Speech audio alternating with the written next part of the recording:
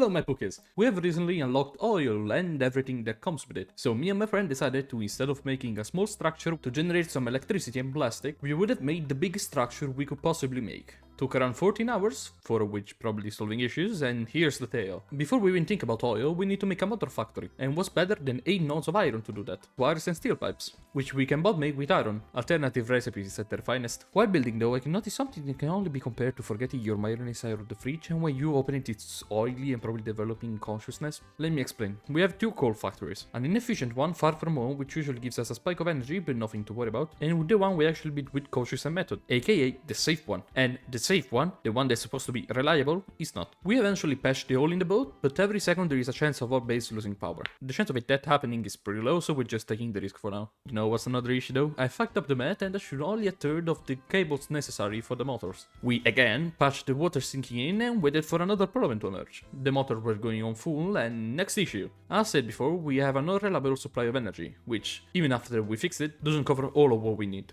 Bugging myself with the hypertube aside, we got to the Farco implant and remade it, and the hypertube made another victim. As a test. Dylan! Dylan, rianimami, Dylan! Anyway, the coal generators. This time we wanted to create something worth having in the long term. And it's time for some numbers. If a coal node gives us 120 coal per minute and we have 4 of them, that means we have 480 coal per minute. Every coal generator requires 50 coal per minute and some water. I don't care how much water it needs, if needed we'll just place more extractor. With that being said, we can afford a maximum of 32 coal generator. Unfortunately, we don't have the space to make 32, so we made 16. Then made the second floor, then made the third one. The organization was going pretty well until the water. We were going well for the first 15 seconds, then disaster stroke.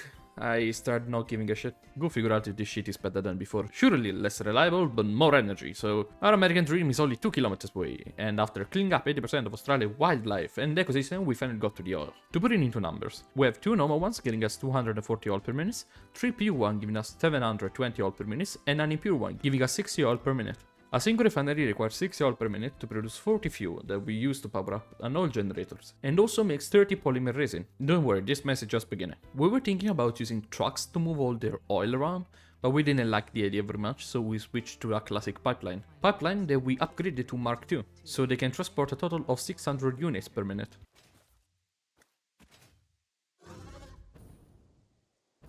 $600 is also the maximum output of a slugged pure oil extractor. At this point we were planning to create a single floor with less than 8 generators and around 12 refineries. Let's say the plan kinda stayed the same, like partially, and with partially I mean not at all. A normal fuel generator takes 200 units of fuel per minute, so a single refinery can cover 2 of those. That's why we placed 7 of them, and overclocked them at 250%, also overclocked the refinery. After we went to Ooga Booga for understanding how many megawatts a single floor of this thing could produce, we did some math. 7 generators needs a total of 350 fuel. The 350 fuel production requires a bit less than 600 oil per minute, split into 4 overclocked refineries that will give us 100 fuel per minute, 150 oil per minute each. Now, the fuel production also makes some waste. This waste is called resin, which could clog our system if not get rid of, which it did. Because we forgot. We created another section on the same floor where all this polymer can be disposed of and transformed using some water into rubber and plastic. So we also have those materials being crafted while mainly sustaining the power. After everything was built down, we stood there to check for any problems with machineries, number out of place, blah blah blah. No problem. Looking good. We made a storage system with all the rubber and plastic that we found cool to look at. And everything was separated in section and colors. And also working. At our main base we destroyed an old factory used for rotors, and also destroyed our modular frame one. You know, it's old using MK1, it's not efficient, it uses scrap of iron from the reinforced plate farm next to it, it's just bad. We also find this cool dude, say hi to Spidey. We're making a second floor. Technically, we still haven't finished the second floor at the time this part of the script is being written down. We plan to have at least 4 floors of producing energy and having some plastic and rubber, you know. We should also make something for the rocket fuel now that I think about it.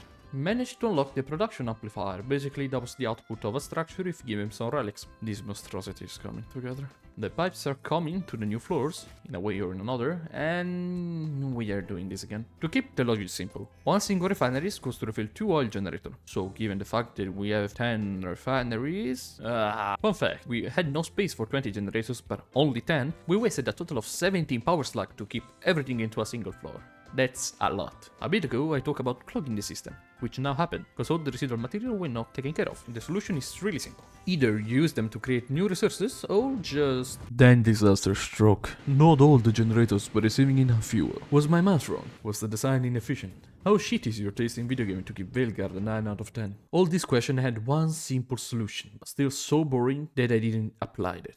Making more pumps. Matter of fact, we stood still 10 minutes waiting for the generators to fill out, which didn't happen. And while we're still waiting, we made a third floor. The new implant isn't the straightest line out there, but it works. Quote me on that. So we're cool. Thank you for watching, and no, you buffoon! I'm in the third floor, remember? We still have 600 oil per minute to go through. I can't leave it here. We must produce more. We need fuel for our jetpacks, don't we? Yeah, we do. Another production of plastic and fuel so we can fly, bruh. We can still do more. We have to do more.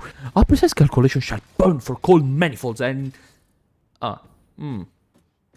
Where's the coal?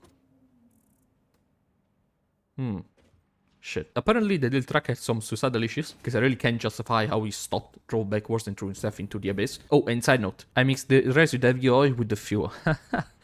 But now I have to add more machineries in the name of megawatt.